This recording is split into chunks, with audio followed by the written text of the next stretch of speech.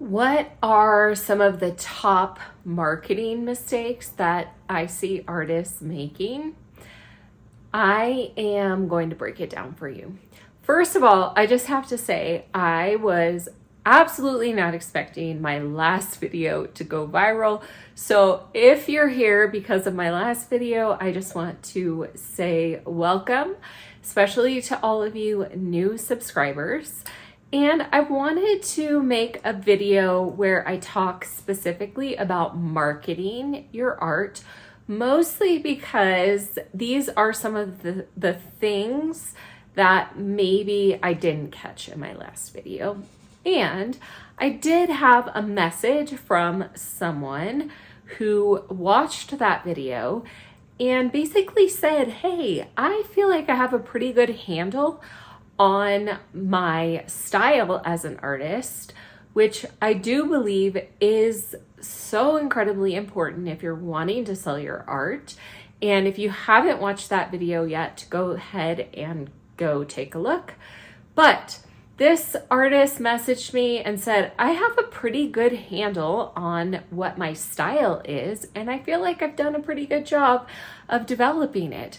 My problem is exposure and getting my art in front of my ideal customer.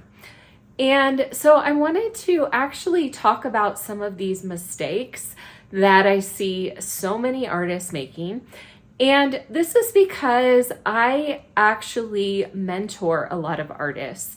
And so I look at a lot of Instagram accounts and I work one-on-one with a lot of different artists.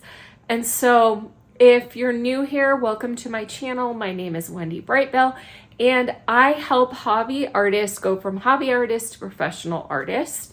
And so we're talking marketing, right? And the first thing that I want to share when it comes to marketing is that we as artists, we don't like talking about sales. We don't like to feel salesy, and we don't want like asking for sales. And it can feel really yucky and sticky anytime we're talking about selling our art. And one of the biggest, epiphanies that you can have as an artist is that marketing is just about telling a story. And so if you stop focusing so much on the sale and start focusing more on the story behind your art, you are going to have so much more success. It doesn't feel yucky, it doesn't feel sticky, and people are actually going to want to purchase your art. So what are some of the top mistakes that I see artists making? The first one, I think, is really surrounding this idea of story, okay?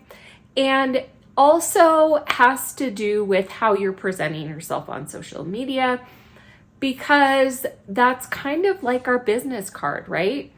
And if people are visiting your page or your profile and they get an impression of who you are and they have no idea one, who you are or why they should purchase a painting from you, there is no reason for them to stick around. So one of the biggest mistakes I see artists making is they talk about, the mediums that they're using instead of the message that they want their art to convey. So it might be that if I go to your Instagram account, you might say mixed media artist or expressive painter or oil painter or expressive oil painter. I don't care what it is. Watercolor artist. Those are a dime a dozen, right? I can find a watercolor artist anywhere. What is it unique about you, and why should I even be interested in your art? And so I encourage you to go deeper and really sit with what is it that I am expressing through my paintbrush, through my palette knife? What is the message that is unique to me that no one else is expressing? Why should people be invested in my art? And I think that's one of the biggest things, because people don't know how to make connections with art.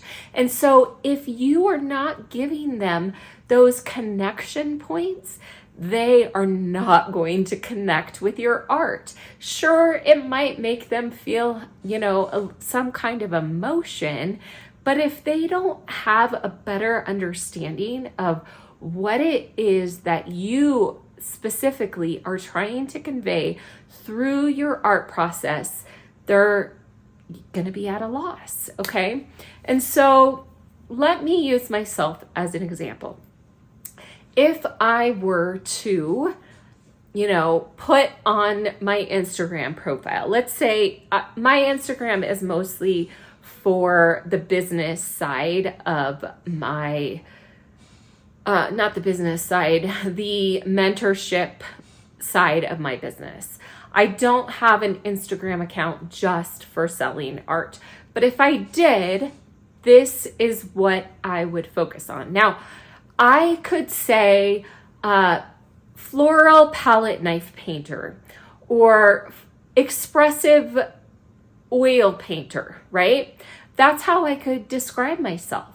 But why? What is it that is unique about what I do that will give someone a buy-in? So let's say I said something more along the lines of,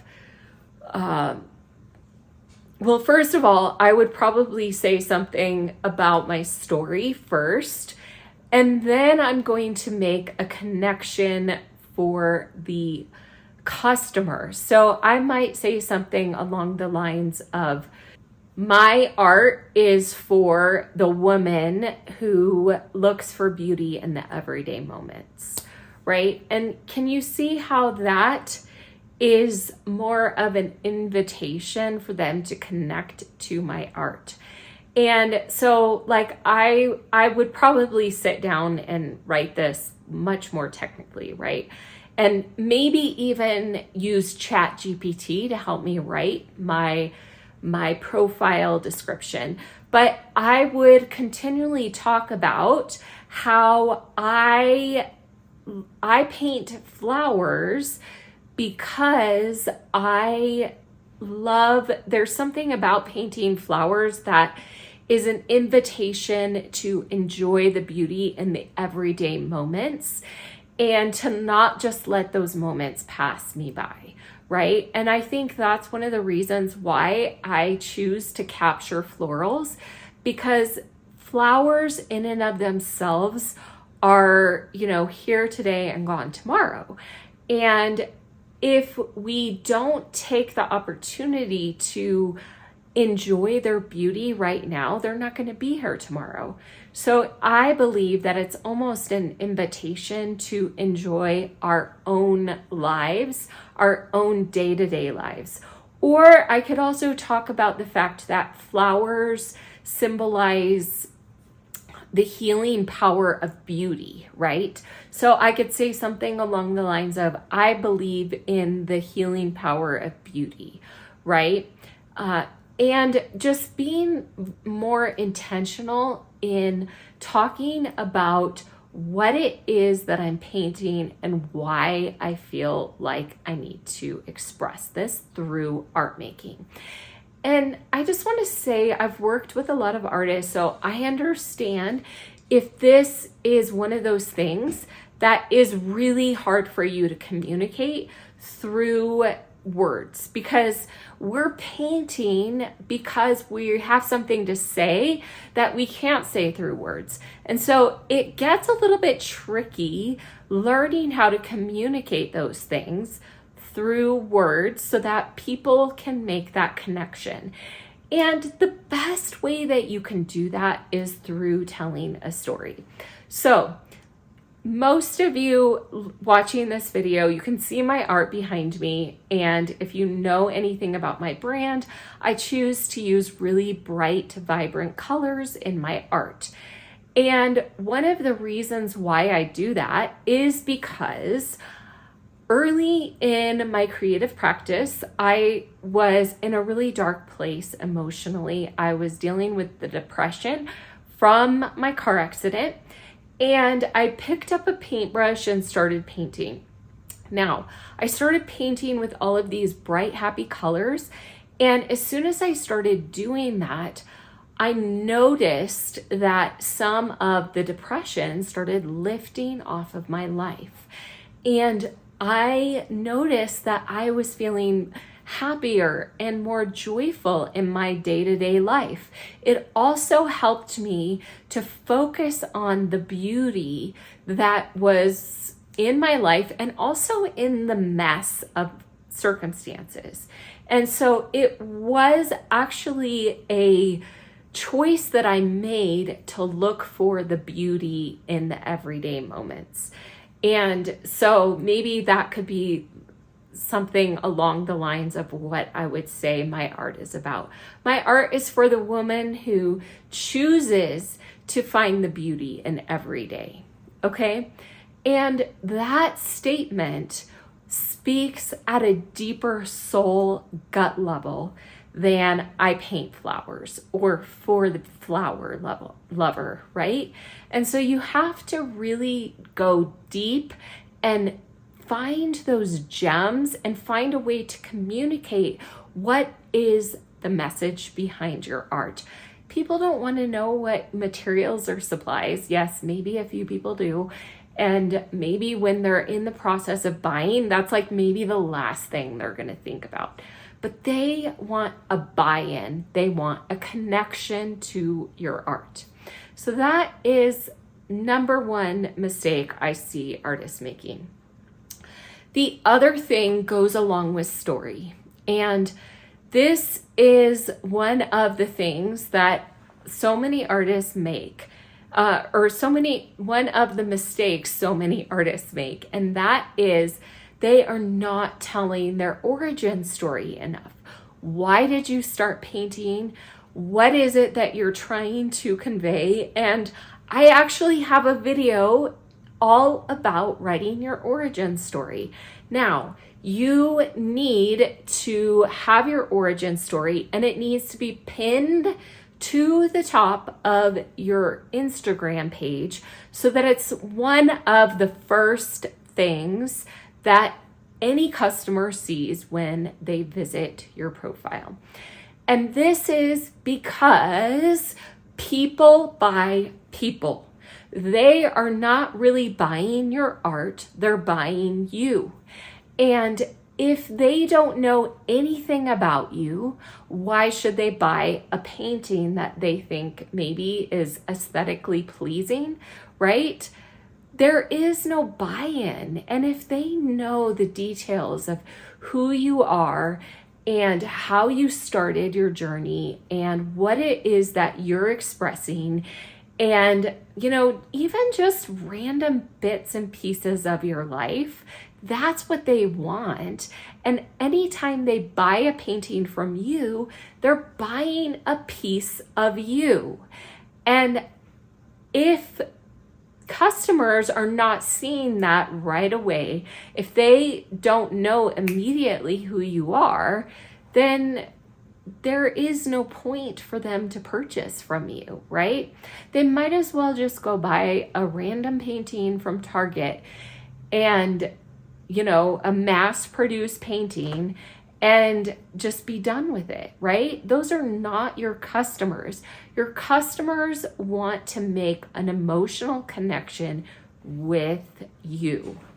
And that brings me to another mistake that I see artists making, and that is they are not putting themselves out there enough in terms of maybe showing their face on camera and or being vulnerable in talking about their story, going back to the whole origin story part. So I understand that this whole vulnerability thing is tough. And I know that as artists, we can be some of the most sensitive people that there are. And so putting your face out there and telling your story and being vulnerable about your art is really, really scary, right? And I know that even putting your art out there is scary sometimes, but it really does help to gather those customers who are your people. And so you kind of just have to tune out all the other people and just know that the right people are going to find you. And I just want to share something that I learned early on in sort of my early days of Instagram.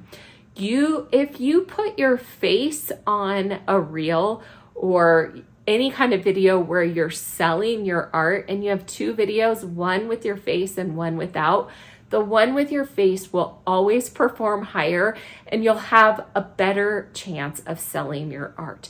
That's just been the case. I mean, this is why I do the stupid art flips on my Instagram, because those videos do so much better because people like seeing me, even though I don't want to see me, right? I mean, we get so sick of ourselves, but that's what people respond to. And so I encourage you, if you are not putting your face out there and putting yourself out there, or even talking to the camera every once in a while, you're missing out on sales. Okay, so moving along. One other thing that I think that artists are missing when it comes to marketing their art is that they have not sat down and defined their customer. And what I mean by this is you really want to go deep. And yes, there are some things where you can, write out your ideal customer avatar where you describe who they are. I don't think it's beneficial to even do their age, but maybe that's part of it. What does their home look like? I think we're kind of getting into, warmer ground when we start addressing what are their hobbies, what do they enjoy. Maybe your ideal customer is a gardener, and so you are going to target gardeners in your posts, in your feed, in your storytelling. Maybe you will even incorporate some sort of gardening tips, right? Or gardening analogies into your posts and compare it to painting. I don't know, but think through, maybe your ideal customer is actually a nature lover and someone who loves to go hiking and be in the great outdoors. That might be your ideal customer if you're painting landscapes, right? Maybe your ideal customer is a yoga enthusiast and you paint very intuitive abstracts, right? And so a spiritual yoga person might be your ideal customer. So really thinking through, who am I speaking to? Who is my ideal customer? And then the second part of that is, where are my ideal customers? Where are they showing up online? How can I find those overlaps and those connections that go beyond art, right? Because the problem that we run into as artists, especially on Instagram, I know this is ending up being like a really big Instagram focused video, but it is one of the best places for artists to show their work online in terms of social media. So anyways, what was I saying? Finding those overlapping themes. Oh, I was going to say this. as an artist on Instagram, we have it extra hard because what ends up happening is we just get followed by lots of other artists who are looking to be inspired by us, right? And so that's not necessarily who is going to be buying our art. So you have to be strategic in finding your ideal customer and where they are online.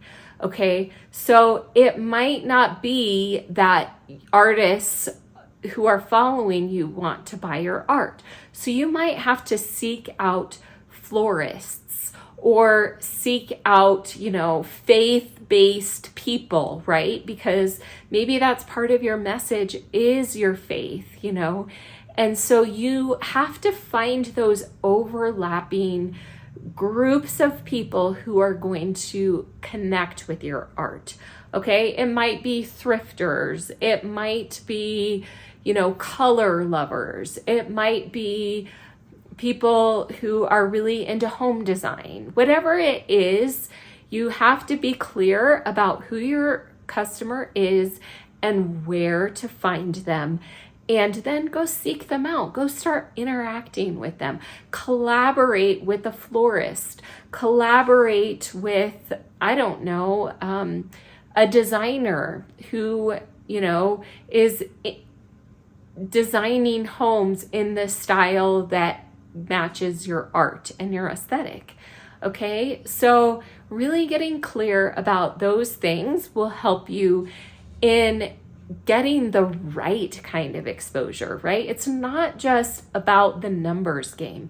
You can have, a handful of really good collectors and make a fairly good living as an artist. And that's the key, is finding those people. Where are you going to find them? Okay, another marketing mishap or mistake that I see artists making is they don't speak directly to their customers. Oh my goodness, why not? Why are you not saying this painting is for? Finish the sentence. I'm telling you, I recently just started making myself do this because I know that it's powerful and I've seen the results. And I just recently sold a painting within 20 minutes because I said, this painting is for the woman who needs to hope again. And then I took like a paragraph, and I don't even remember the words because it was from in here, and I don't think I could come up with it right now talking to you. I could probably read it to you, but anyways, I went and I just described like what this person would be going through and what I felt like this painting wanted to say. Pretend like you're the painting talking to the customer. Write a love letter to that person. And that's what I did. I took like a paragraph and I just, I said, to the woman who is wanting to hope again, you've been going through a difficult season in your life and you need this reminder, this physical reminder that it's time for you to not forget to hope again, that life will not always be like this. And I just went into detail and I wrote a love letter to the person who was receiving this painting. And guess what? It sold right away to one of my collectors who it spoke to. And that is the power of speaking directly to your customer. You can even say that on your Instagram feed at the top in your profile. My art is for, and then get really specific. I can tell you from experience that the more storytelling you do around your paintings and around each specific painting, the easier it's going to be to sell because people make that connection. And so you might think, oh, but if I say this, then I'm excluding these people. No. Just be specific. It'll speak to who it needs to speak to. I want to share one more story about this idea of storytelling.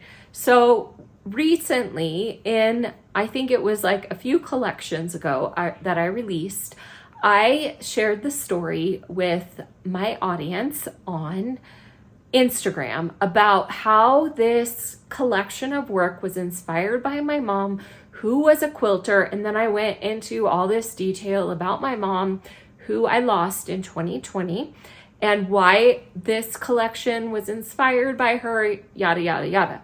You get the idea. I was very specific about the inspiration and the story behind the art that I was making. One of my customers, who was a new collector, had never bought a painting from me before, bought 2 paintings for her mom, who was a quilter.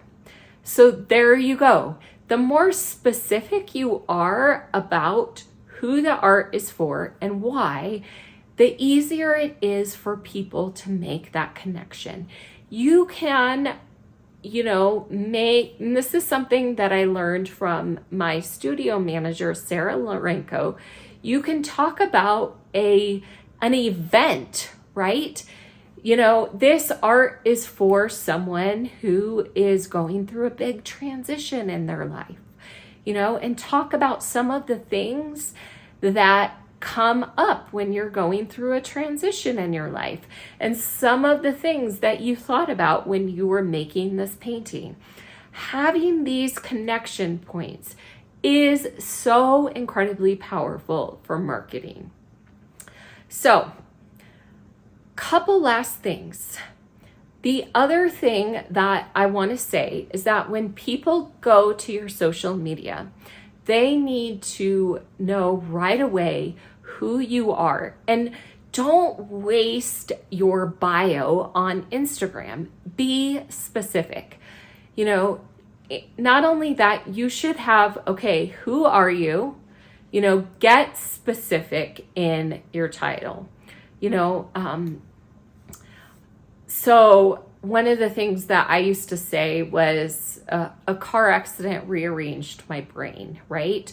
Another thing that I've had in my profile was recovering perfectionist, right? And so those 2 words together really speak to kind of what my art is about. Finding beauty in the mess. That's another thing that you could say.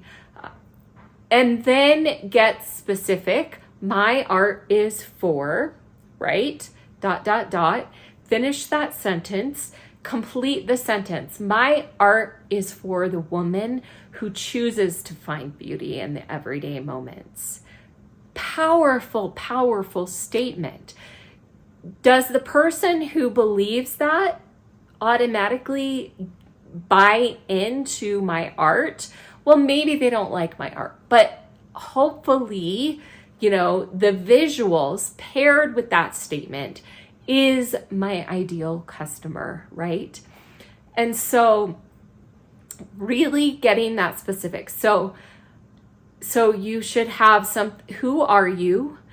And you should have your origin story pinned at the top so that people know. I did a series, like a carousel series of photos that talk about my story, and I have that pinned at the top of my Instagram. And that is powerful, right? Then who is your art for? Where can they go to purchase? That should be part 3. And then an immediate place for them to opt into your email list. And this is going to be my dying soapbox, right? I will die on this mountain. You have got to have a buy-in for your collectors to get onto your email list as soon as possible. So if you don't have that at the top, get on my newsletter. Be the first to find out when I release new paintings. Join my collectors list. I don't care what you say, and then have some way to get them to opt in. Grab your free print here, right? I have a downloadable free print on my collector's list that gets automatically sent to them from my Convert Kits or from my kit account. That is the number one thing that I would say, is that you have got to get people off of social media, get your collectors off of social media onto your email list, because social media is not a strategy for selling your art. You have got to have a solid collector's email list. And that is probably also one of my biggest tips for marketing, is having all of those things gives people the buy-in to joining your email list and being the first to find out when your art comes out. So, I guess as a recap, get clear about who your audience is, who your ideal customer is, and get clear about where to find them, and tell more stories. Tell more stories, get specific, tell stories from your own life, and don't be so stinking general. You know, talk about your own life. Talk about the obstacles that you've undergone. Talk about what art gives to you. Talk about your why behind your art.